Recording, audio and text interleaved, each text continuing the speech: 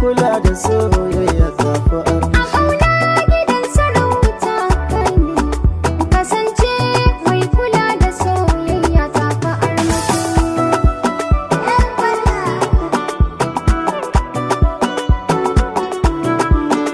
Mazauna rayuwa ta soyayya, a banke na fita maras kunya.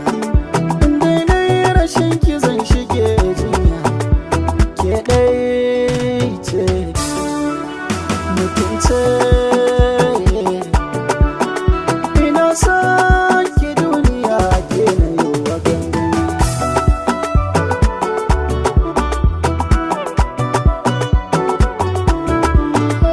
Ƙauna ce ta haɗa mu, ba wani mai gane kanmu. Mun kai wa iyaye nufinmu, a sanya mana lokacinmu. Rabo yaran sai a kamu, gidan sarauta sarauta sarauta a aure.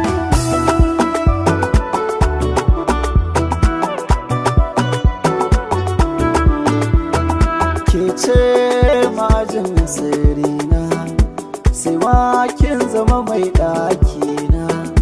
Ke za na yi wa kishina, duba ki ga me ke raina.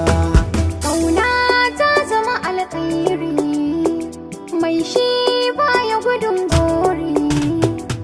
A so kai na yawa tare, kalamai da suke sa jinda. A ƙauna gidan sarauta ke ce, Kasance mai kula da soyayya ta fi armashi.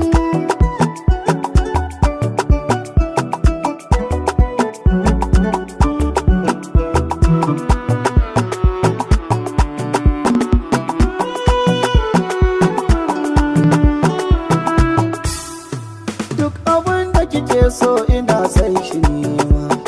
Ke ce kika sa yau nake ƙara girma.